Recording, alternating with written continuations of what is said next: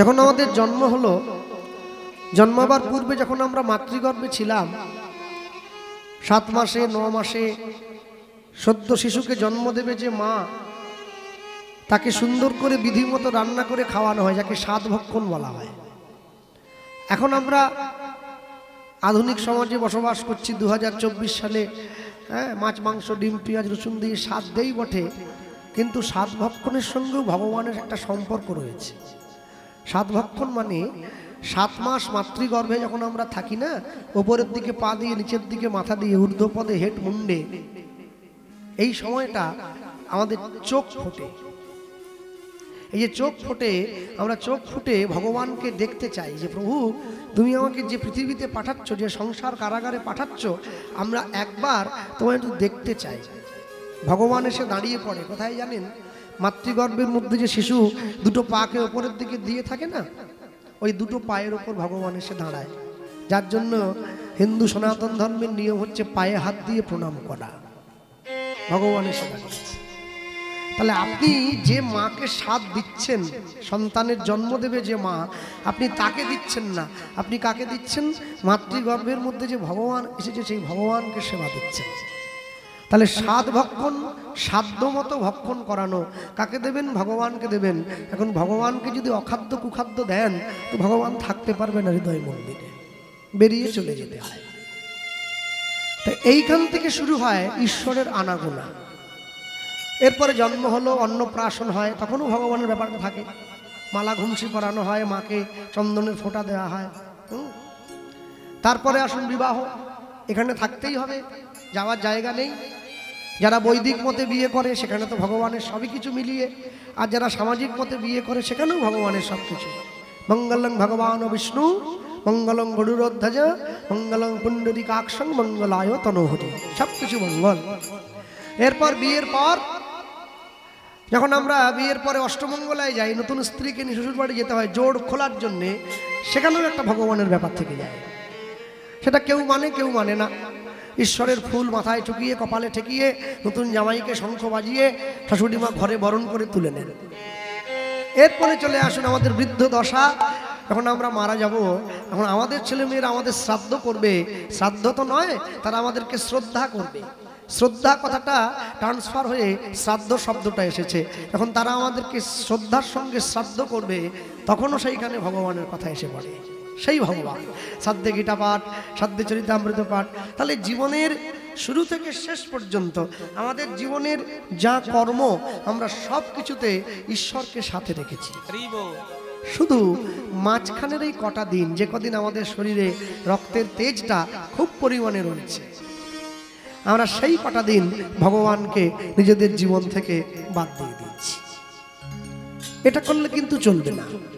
হ্যাঁ, যে বাড়ির ছেলেমেয়েরা কীর্তন গায়, যারা কীর্তন শিখছে, যারা আমরা কীর্তন গাইছি, আমরা যখন প্রথম কীর্তন শেখার জন্য আমি গুরুদেবের কাছে গিয়েছিলাম, আমার গুরুদেব আমায় প্রথম শিখিয়েছিলেন, তুমি যে গাইবে তোমাকে দুটো জিনিস খুব মাথায় রাখতে হবে। দুটো জিনিস কি? প্রথম কথাটা হচ্ছে, তুমি এমন কোনো কথা বলবে না যে কথাতে আমার গোবিন্দ কষ্ট পায়। তোমার প্রথম লক্ষ্য। তুমি যাই কীর্তন গাও, তুমি যে ভালো গায়ক হতে পারবে, তুমি যে ভালো গায়িকা হতে পারবে, আমি এই গ্যারান্টি দিচ্ছি না। সবাই যদি ভালো হবে তাহলে খারাপ হবে কি? সবাই যদি চাষ করবে তাহলে মাঠে না, সবাই যদি চাষ করে তাহলে অফিসে গিয়ে কলম চালাবে কি?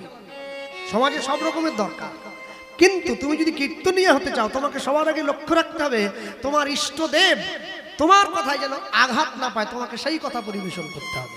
তুমি যে কথাই বলো না কেন, তুমি এমন একটা কথা বললে যে কথায় আমার গোবিন্দ কষ্ট পেল, যে কথায় আমার গৌরাঙ্গ মহাপ্রভু কষ্ট পেল, যে কথায় আমার নিতাই চাঁদ কষ্ট পেল, তুমি জানবে তুমি কিন্তু তাদের কৃপা থেকে দূরে সরে যাবে।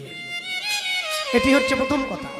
আর দ্বিতীয় কথা, তুমি যে কীর্তন গাইছো, তুমি যে কীর্তন গাইবে, যতটা সম্ভব চেষ্টা করবে সদাচারী হয়ে কীর্তন গাওয়ার জন্য। আমি বলবো না তুমি বাবাজি হয়ে যাও, আমি বলবো না তুমি ডোর কৌপিন করে নাও, আমি বলবো না মঠে চলে যাও। সংসারে থাকবে, সদাচারের সঙ্গে ভগবানের নাম প্রচার করবে। কেন জানো? সবার আগে তুমি মনে রাখবে, তুমি কিন্তু কোনো ফাংশনে গান গাইতে যাওনি, তুমি ভগবানের কথা প্রচার করতে গেছো। তাহলে বিশ্ব সৃষ্টির কথা, বিশ্ব সৃষ্টির স্রষ্টার কথা যদি প্রচার করতে যাও, দেখবেন যে কৃষক মাঠে ফসল ফলায়, যে কৃষক মাঠে কষ্ট করে ফসল ফলায়, সে যখন ফসলটা নিয়ে, ধানের বীজটা নিয়ে মাঠে যায়, আমাদের মেদিনীপুরে দিয়ে খুব চাষ হয়, যখন আমার ছোটোবেলায় দেখতাম আমার কাকু টাকু যখন ফসলের ওই বীজ ধানের ধামাটা নিয়ে মাথায় করে মাঠে যেত না, আগে মা লক্ষ্মীকে প্রণাম করে নিত যে মা ফসলগুলো যেন নষ্ট না হয়ে যায়। তাহলে জগতের প্রত্যেকটা কাজে আপনাকে কাউকে না কাউকে শরণাগতি রেখে আপনাকে এগিয়ে যেতে হবে। যে যাকে ভালোবাসে, কালী, দুর্গা, শীতলা, ষষ্ঠী, মনসা, আমি বাচক দিয়ে বলছি না, যার ইষ্টবস্তু যেই হোক তাকে সবার আগে সেই ইষ্টবস্তুর প্রতি একনিষ্ঠ প্রেম নিবেদন করতে হবে। ইষ্টবস্তুর কৃপা হলে তবেই তুমি জগতের মাঝে খ্যাতি নেওয়া হতে পারবে, না হলে পারবে না। সব সময়ের জন্য মনে রাখবেন, জগতে যা কিছু পেয়েছেন, যা কিছু পাবেন, এটা ঈশ্বরকে সম্মুখে রেখে আপনাকে অর্জন করে নিতে হবে। আর যদি ঈশ্বরকে সম্মুখে রেখে অর্জন না করতে পারেন, তাহলে জানবেন যদি আপনি পেয়ে থাকেন, ওটা বেশি দিন আপনি ধরে রাখতে পারবেন না। ফুলের সৌরভ আর মানুষের গৌরব এটা চিরদিন থাকে না, চিরদিন কাহারও সমান नहीं যায়। আজকে যে রাজা ধীরাজ, কাল সে ভিক্ষা চায়। অবতার শ্রী রামচন্দ্র, সে জানকীর প্রতি, বনবাসী হইল সে, তার হলো দুর্গতি। দুর্গতি শব্দ প্রয়োগ করছেন কেন? যেদিনকে রাজ্যভার গ্রহণের কথা, আগের দিন রাত্রিতে মা বর চেয়ে বসলেন, প্রথম বরে আমার ভরতকে রাজা করবে, দ্বিতীয় বরে তুমি 14 বছরের জন্য বনে চলে যাবে। না না, 14 বছরের জন্য বনে নয়, 14 বছরের জন্য সংসারী জীবের মনে প্রবেশ করবে। বনে নয়, মনে। যদি সংসারী জীব অন্তর থেকে গ্রহণ না করত, রামচন্দ্র যদি অযোধ্যার সিংহাসনে বসেই পড়তো না, তাহলে আপনারা রামায়ণের এত মধুর কাহিনী কোনোদিন পেতেন না। বনে গিয়েছিল বলেই তবেই পেয়েছেন, না হলে পেতেন না। তাই জীবনে যদি কোনোদিন নিজেকে বড় করতে চাও, তোমাকে সংসার থেকে একটু একা থাকতে হবে। তুমি সবার মধ্যে থেকে নিজেকে প্রতিস্থাপিত করতে পারবে না। যদি গৌরাঙ্গ নহিত কিমেনে হইত, কেমনে ধরিতাম দে। দে মানে হচ্ছে দেহ। চৈতন্য মহাপ্রভু না থাকলে আমরা নিজেদের দেহটাই ধরে রাখতে পারতাম না, অন্য কিছু অনেক দূরের কথা। হ্যাঁ, বাঙালির হিয়া অমিয় মাথিয়া, নিমাই ধরেছে কায়া। চৈতন্য মহাপ্রভু না থাকলে নিজেদের দেহটা ধরে রাখতে পারতাম না। এরপরে কি বললেন? শ্রী রাধার মহিমা, প্রেম রসসীমা, জগতে জানাতো কে। আজকে আপনাদের হাওড়া জেলা থেকে, উলবেড়িয়া থেকে, আমাদের মেদিনীপুর থেকে, গোটা ভারতবর্ষের থেকে মানুষ বৃন্দাবনে ছুটে যায়, ব্রজের ধুলিতে গড়াগড়ি দেয়, রাধে দয়া করো, কৃষ্ণ কৃপা করো বলে। কিন্তু যদি চৈতন্য মহাপ্রভু না থাকতো, তাহলে কলিযুগের মানুষ জানতেই পারতো না যে গোবিন্দ খায় না গোবিন্দ মাথায় দেয়। তারা জানতেই পারতো না যে রাধারানী বলে কেউ একটা আছে, তাকে আমাদের ভজন করতে হবে। এটা চৈতন্য মহাপ্রভু এসে আমাদের চিনিয়েছেন। বৈষ্ণব মহাজন লিখে দিয়েছেন অতি সুন্দর করে। বৃন্দাবনে যাওয়ার উদ্দেশ্যটা কি জানেন? উদ্দেশ্যটা অন্য কিছু নয়। উদ্দেশ্যটা কি? তাকিয়ে দেখুন, মধুর বৃন্দা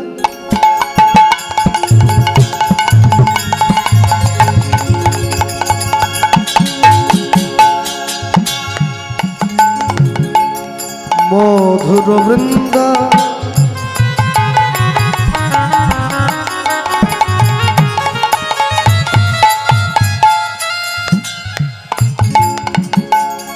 বিপিন বিপিন মাধুরী মাধুরী বৃন্দাবনে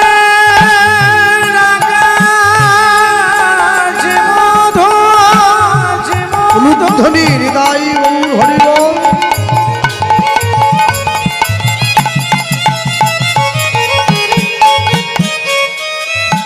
বৃন্দাবনে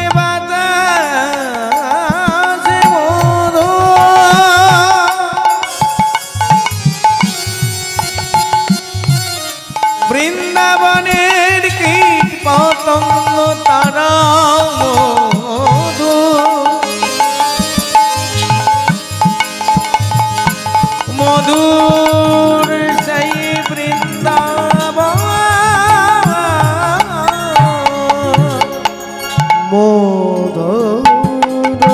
বৃন্দ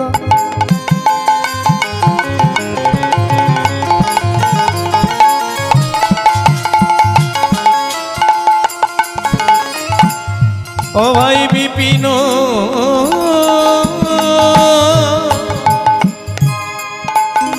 মাধুরী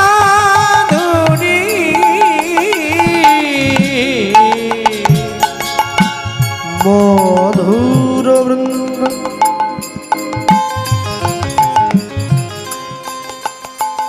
বিপিন বিপিন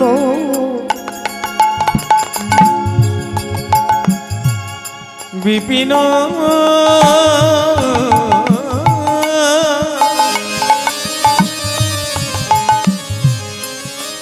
বিপিন মাধুরী মাধুরী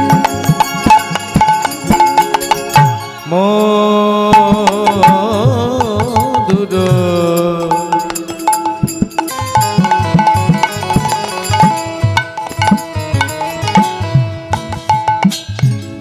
মধুর বৃন্দ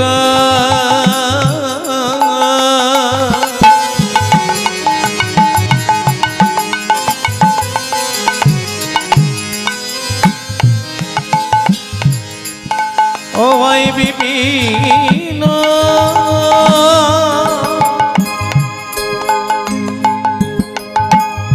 মাধুরী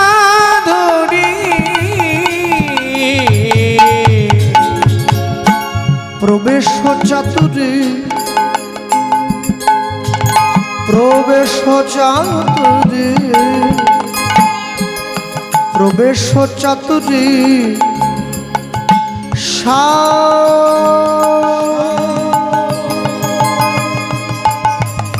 ওই না মধুর বৃন্দ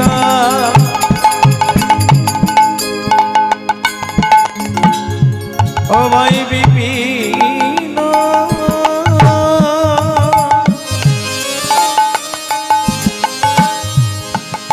মাধুরী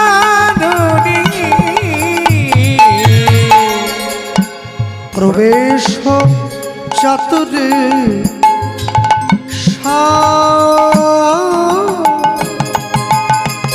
দেখো ভাই বড় যুবতী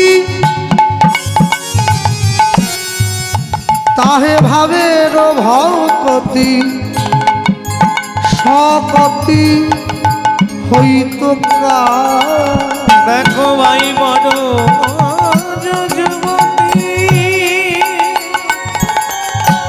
ভাবের ভকতি সকতি হইত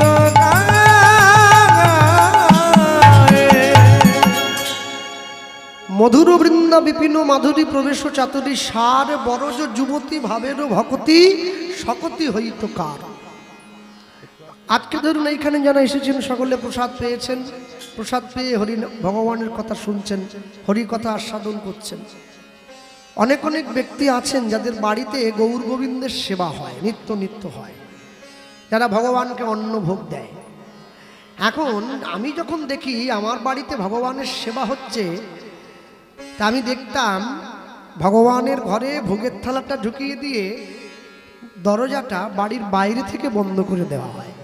এবার দরজার বাইরে দাঁড়িয়ে কীর্তন করে।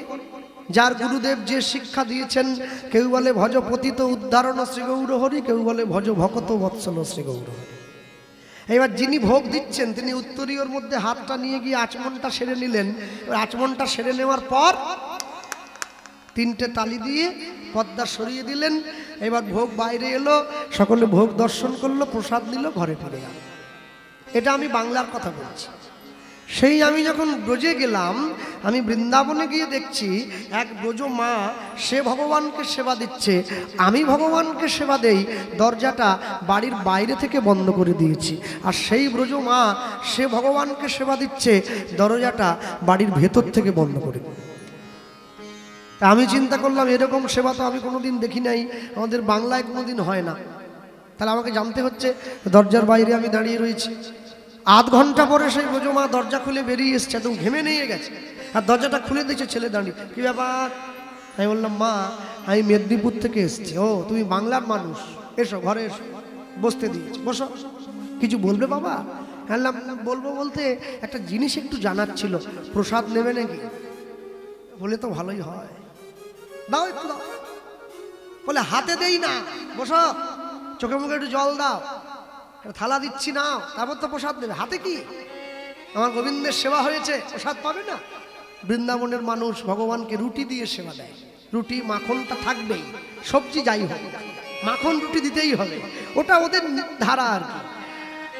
তো বলছে প্রসাদটা দিয়েছে, বলছে এবারে বলো তুমি কি বলবে বলছিলে। আমি বলছিলাম, মা আমাদের ঘরে যখন গোবিন্দের সেবা হয়, মহাপ্রভুর সেবা হয়, আমরা তখন দেখি আমার মা মন্দিরের মধ্যে ভোগের থালাটা ঢুকিয়ে দিয়ে ঘরের দরজাটা বাইরে থেকে বন্ধ করে দেয়। কিন্তু আপনি যে ভগবানকে সেবা দিচ্ছেন, আপনি ভোগের থালাটা ভেতরে ঢুকিয়ে দরজাটা ভেতর থেকে বন্ধ করলেন কেন?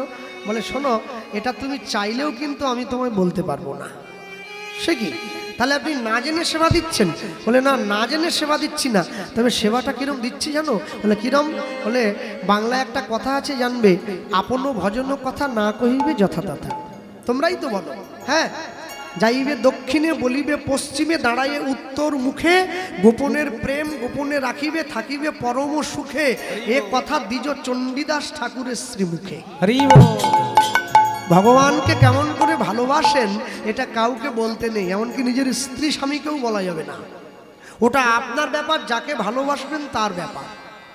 তাই বললাম, মা পুরোপুরি বলতে হবে না, একটু ইঙ্গিত দিয়ে দেন, যদি বোঝার হয় বুঝবো, না হলে বাড়ির ছেলে বাড়ি চলে যাবে। আচ্ছা সেটা আমি তোমায় দিতে পারি। বলছে আচ্ছা বাবা তোমার নাম কি? তাহলে আমার নাম গোপালকৃষ্ণ পাল। কি করো? বললাম ব্রজবাসীর সামনে তো আর বলতে পারবো না, কীর্তন করি বলে। আবার কি জিজ্ঞাসা করে বসবে আর উত্তর দিতে পারবো না। তা কি করো? বেকার না? বেকার না, কীর্তন টীর্তন গাওয়ার চেষ্টা করি একটু। আচ্ছা মানে তুমি কীর্তন গাও? আচ্ছা বলছিলাম পড়াশুনো করেছো? বললাম হ্যাঁ, খুব বেশি দিন না, অল্প একটু একটু। আচ্ছা কখন যেতে স্কুলে? সকাল 10টায়। কখন আসতে বাড়ি? বিকেল 4টে। আচ্ছা বলো তো বাবা, বিকেল 4টের সময় তুমি যখন স্কুল থেকে বাড়ি ফিরে আসতে তোমার খিদে পেত না? বলতাম হ্যাঁ, বিশাল প্রচন্ড খিদে পেত। আচ্ছা রাস্তার মোড় থেকে মাকে ডাকতাম, মা খেতে দাও, মা খেতে দাও। স্কুলের ব্যাগটা রেখে দিয়ে তুমি যখন দুপুরবেলায় বিকেলবেলায় স্কুল থেকে ফিরে এসে খেতে বসতে, বলো তো বাবা, খেতে বসার সময় তোমার মা যখন তোমায় খেতে দিত, তোমার মা কি খাবারের থালাটা তোমার কাছে দিয়ে তোমার কাকিমার সঙ্গে গল্প করতে চলে যেত? বললাম না। তোমার মা কি করতো? আমার মা আমার কাছে বসে থাকতো। কেন কাছে বসে থাকবে? কেন? কি বলছেন আপনি? মা কাছে থাকবে না? আমার কখন কোনটা কি লাগবে, মা যদি চলে যায় আমি কাকে চাইবো? আমার একটু কুমড়োর তরকারি চাই, একটু বেগুন ভাজা চাই, একটু ডাল চাই, তা মাই যদি চলে যায় আমাকে দেবে কে? বলে উত্তর তো তুমি দিয়ে দিচ্ছ, আমাকে জিজ্ঞাসা করছো। তুমি যে আমার গোবিন্দের ঘরে ভোগের থালাটা ঢুকিয়ে দিয়ে দরজাটা বাইরে থেকে বন্ধ করে দিয়েছো, মনে করো আমার গোবিন্দের আরেকটু ডাল চাই, কাকে বলবে? না না, আপনি ভুল করছেন, আমরা বেশি বেশি করে দিয়েছি। আপনি কি ভাবলেন এইটুকু নাকি? এই যে বড় থালা, এত বড় বাটি, বলে যতই বেশি দাও, জল তো আর 1 কলসি দাওনি, ওটা 1 গ্লাসই দিয়েছো। তাহলে আজকে যদি ব্যঞ্জনে খুব ঝাল হয়ে গেছে, আমার গোবিন্দের আরেক গ্লাস জল চাই, কাকে বলবে? আমি বললাম মা তাহলে? বলে ওই জন্য কাছে বসে থাকি, খাওয়াবো, মুখ ধোয়াবো, মুখ মোছাবো, ঘুম পাড়াবো, তবে তো ঘর থেকে বাইরে আসবো। এই সেবাটাকে বলে আত্মমত সেবা। তোমরা বাংলার মানুষ ভগবানকে ভালোবাসো ভগবান বলে, আমরা ব্রজের মানুষ, আমরা ভগবানকে ভালোবাসি ঘরের ছেলে বলে। যার জন্য তো আমাদের আঙুলের ইশারায় কৃষ্ণকে উঠতে বললে ওঠে আর বসতে বললে বসে। বৈষ্ণব মহাজন পদকর্তা বলছেন তোমাদেরকে এত কষ্ট করতে হবে না, একটা সহজ কাজ করবে। কি করবে জানো? এত কিচ্ছু করার দরকার নেই। সারাদিন তুমি যেই কাজ করো, কাজ করতে থাকবে আর মুখে গাও পুনো পুনো শ্রী গৌরাঙ্গের গুণ অনুধ্বনি গৌরাঙ্গের গুণ গাও, গুণ গাও, গুণ গাও।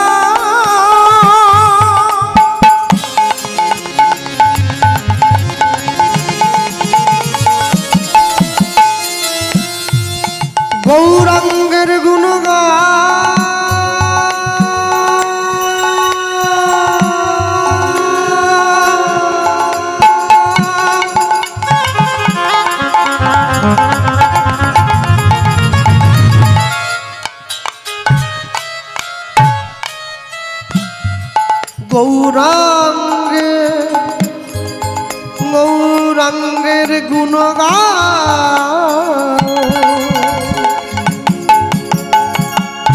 গাও পুনঃ পুনঃ পুনঃ পুনঃ গাও গুণ পুনঃ বারবার পুনঃ পুনঃ একবার না পারিলে দেখো শতবার যার নুন খেলে তার গুণ গাও গাও পুনঃ পুনঃ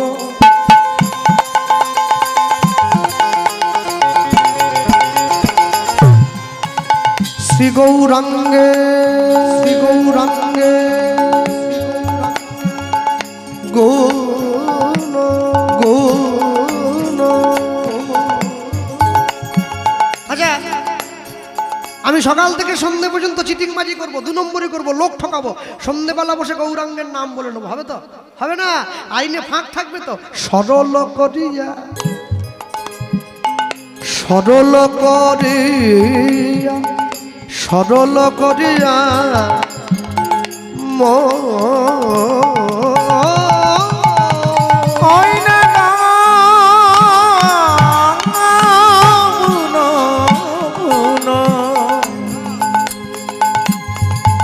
শ্রী গৌরাঙ্গে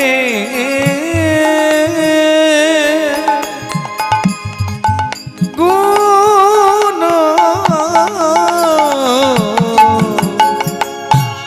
সরল করিয়া সরল করিয়া ওগো শোনো, এ 3 ভুবনে আমি এমন দয়াল না দেখায় একজ অগয়ে 3 ভুবনে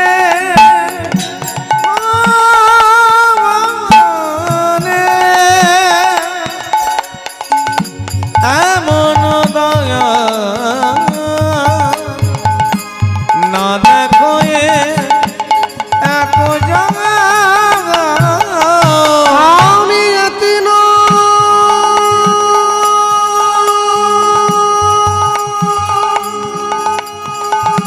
এতিন ভুবনে এতিন ভুবনে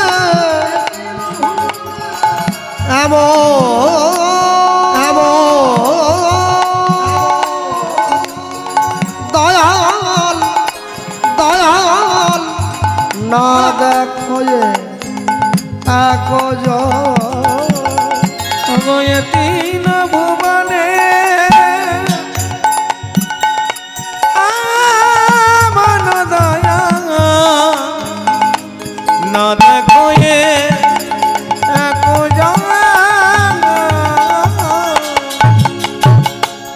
আমি এমন দয়াল আমি এমন দয়াল আর দেখি না আর দেখি নাই আমি আমি এমন দয়াল আর দেখি নাই আমি এমন দয়া আর দেখি না যেজন মার খাবে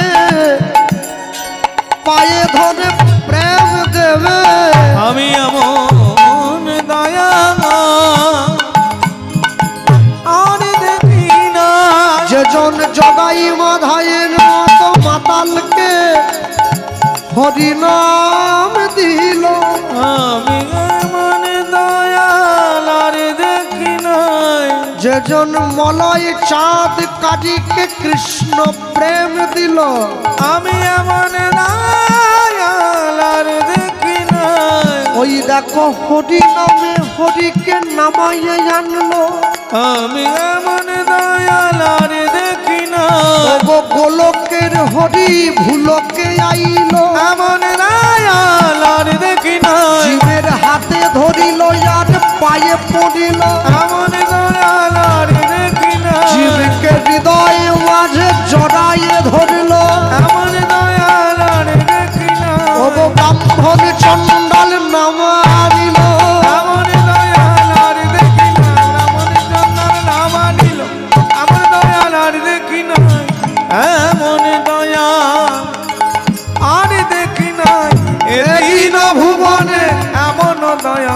না দেখো এখন